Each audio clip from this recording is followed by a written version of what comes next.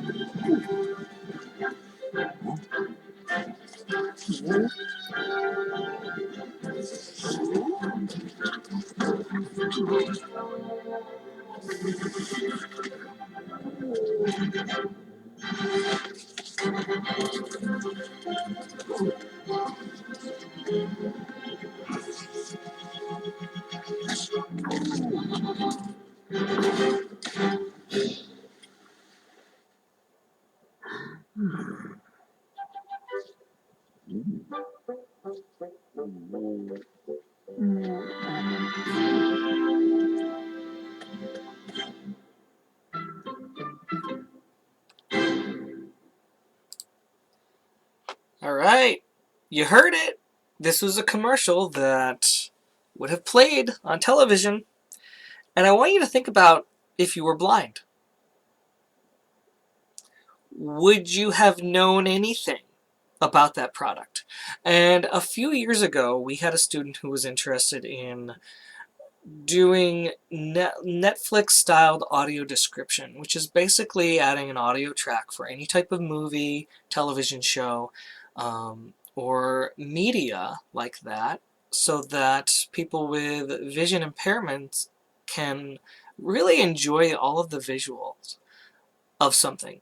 And so they brought in a speaker who advocated to media producers about considering what their media production, how the media that they produce actually is consumed by various users. So right now, normally, if you are fully sighted and fully hearing and fully mobile, you produce media for fully sighted, fully hearing, fully mobile users. So if you are a game designer, and like I am, I have wonderful hearing and vision, well, sort of bad hearing, but more or less very good hearing and vision overall, fully abled, it's really easy for me to design a game to be enjoyed by anyone who is fully sighted, fully hearing, fully able-bodied.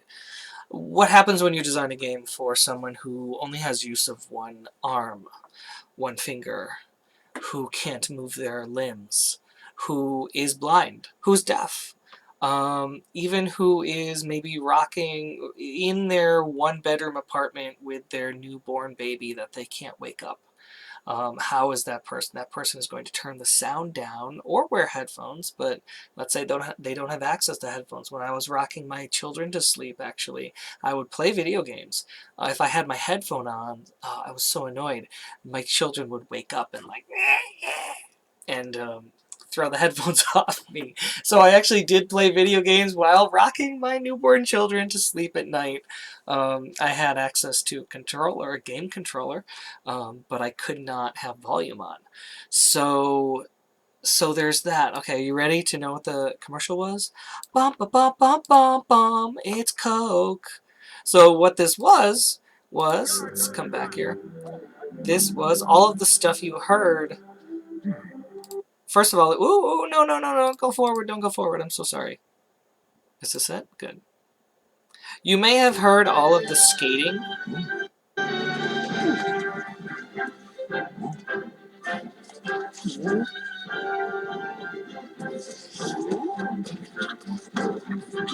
You may have heard all of that. Like, there was good sound design in there. If we had set it up for the visually impaired listener or audience member, that like there's polar bears that are going to argue over a Coke, you could have watched that scene or listened to that scene and kind of enjoyed it. There was a lot of audio going on there. Okay, so that's what I want us to think about. I want us to design a still image video that is, it's already accessible to blind people though. Because when you did the audio story, you only used audio. So that part is done. You've actually created the audio soundtrack for a video that can be enjoyed by someone who can't see. What I want us to do now is, when we create the still image video, we want to create it for the audience member who cannot hear. Now, you don't have to do the whole thing. We'll see some examples of what that means. But that's what I want you to think about. One of the videos I have you look at, let me escape this. Nope, don't look at that. It should be still week 1. One of the videos I have you looking at is, I hope you watched it already. Remember, from the blog post assignments, through that, there's the link to the Google Slides. And for week 9 and 10, which is kind of mixed up now, there's the creative captioning. And this video, I'm not going to play the whole thing because you have a link to it to watch it. But this is about a theater company that caters to would have as much deaf audience members. And so let's kind of get through here. Just show you a quick image of what is going on in their theater. So they have text running in the background. They have iconography facing the players, like this is windows of a train in here. They've got a lot of visual cues. Obviously, the clock is important for time. And so this video talks about how this stage production caters to deaf audiences. And they still talk, they still have dialogue, but they design all of the visuals so that someone who can't hear can enjoy it. And so watch that for inspiration.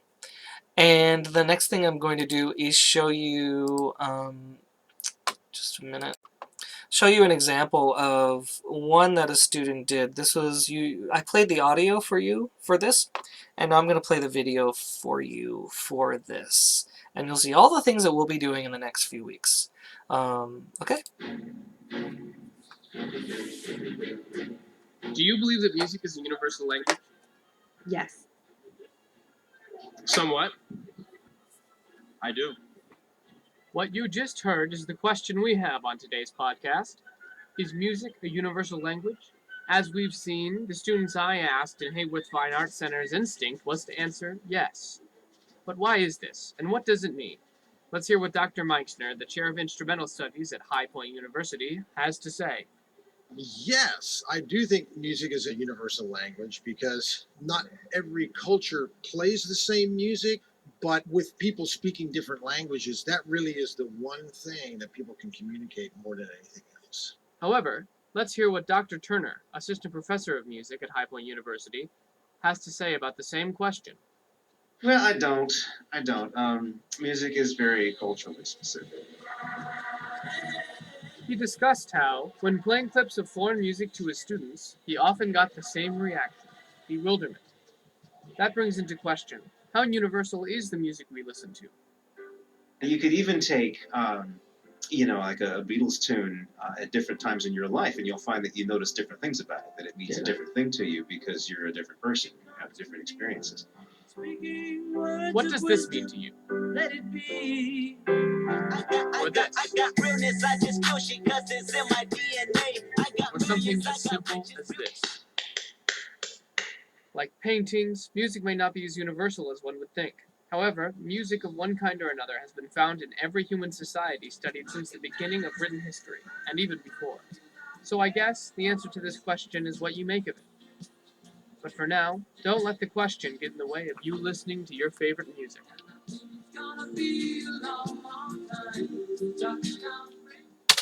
So some of the things that you may have noticed in that, well, number one, you heard that before at the beginning of the semester. You heard it as an audio podcast, and that's an example of a student who turned it into a still image video. It's one of my favorite ones.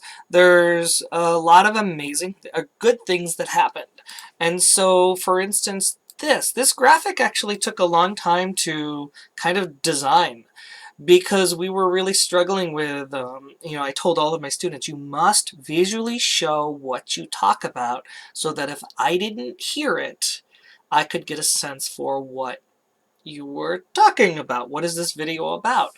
And so this took a lot of iteration to get an image of the world, with musical notes, obviously, and then kind of popping up different cultural or different musical types from the different parts of the world as they popped up, right? So there's actually a lot going on in this graphic.